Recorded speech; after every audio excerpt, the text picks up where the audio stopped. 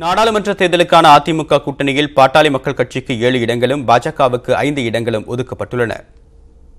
மக்களவை தேர்தல் களம் சூடுபிடிக்க தொடங்கியுள்ள நிலையில் தமிழகத்தின் பிரதான கட்சிகளான திமுகவும் அதிமுகவும் கூட்டணி பேச்சுவார்த்தையில் ஈடுபட்டிருந்தன. அதில் திமுகவை விட அதிமுக வேகம் எடுத்து 2 கட்சிகளுடன் கூட்டணியை உறுதி செய்து கொண்டது. கடந்த 14ஆம் தேதி நள்ளிரவில் தமிழக பாஜக தேர்தல் பொறுப்பாளர் பியூஷ் கோயல் அதிமுகவினருடன் கூட்டணிக்கான பூர்வாங்க பேச்சுவார்த்தையை தொடங்கினார்.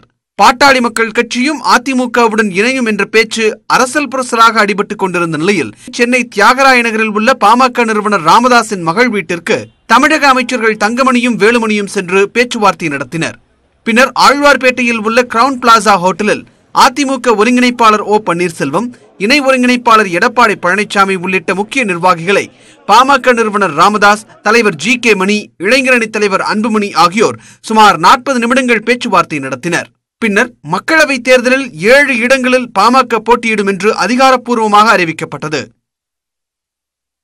அனைத்து இந்திய அண்ணா திராவிட முன்னேற்ற கழகத்தின் தலைமையிலான இக்கூட்டணியில் பாட்டாளி மக்கள் கட்சிக்கு 7 நாடாளுமன்ற தொகுதிகள் ஒதுக்கப்படும் என்று தீர்மானிக்கப்பட்டுள்ளது. 2019ஆம் ஆண்டில் ஒரு மாநிலங்களவை உறுப்பினர் இடம் பாட்டாளி மக்கள் கட்சிக்கு ஒதுக்கப்படும் என்று தீர்மானிக்கப்பட்டுள்ளது. 2019 தமிழ்நாட்டில் தற்போது காலியாக உள்ள 21 சட்டமன்ற தொகுதிகளுக்கான இடைத்தேர்தலில் அனைத்து இந்திய அண்ணா திராவிட முன்னேற்ற கழகத்தின் சார்பில் 21 சட்டமன்ற தொகுதிகளில் போட்டியிடும் அனைத்து இந்திய அண்ணா திராவிட முன்னேற்ற கழக வேட்பாளர்களுக்கு பாட்டாளி மக்கள் கட்சி தனது முழு ஆதரவை அளிக்கும் என்று தீர்மானிக்கப்பட்டுள்ளது என்ற நல்ல செய்தியை இங்கு வருகை புரிந்திருக்கின்ற அனைவருக்கும் பத்திரிகை மற்றும் தொலைக்காட்சி நண்பர்களுக்கும் தெரிவித்துக் கொள்கின்றோம்.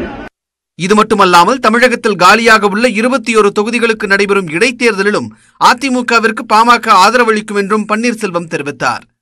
கூட்டணி பேச்சுவார்த்தை முடிந்த பின்னர் ராமதாஸ், அன்புமணி உள்ளிட்ட அனைவரும் சென்னை கிரீன்வே சாலையில் உள்ள முதலமைச்சர் எடப்பாடி பழனிசாமியின் இல்லத்திற்கு புறப்பட்டுச் சென்றனர். அங்கு அவர்களுக்கு தேநீர் விருந்து அளிக்கப்பட்டது. இதைத் தொடர்ந்து 12 மணியளவில் சென்னை வந்த பாஜக தமிழக பொறுப்பாளர் பியூஷ் கோயல் முதலமைச்சர் எடப்பாடி பழனிசாமியை ஆழ்வார்பேட்டையில் உள்ள கிரவுன் பிளாசா ஹோட்டலில் சந்தித்து பேசினார். துணை முதலமைச்சர் ஓ பன்னீர்செல்வம், அமைச்சர்கள் தங்கமணி, வேலுமணி ஆகியோரும் கூட்டணி பேச்சுவார்த்தையில் ஈடுபட்டனர். இறுதியாக பாஜக 5 இடங்களில் போட்டியிடும் என்று அறிவிக்கப்பட்டது. All the parties in the alliance in Tamil Nadu will work together, will strengthen the National Democratic Alliance, and our confidence is Narpatham Namathe.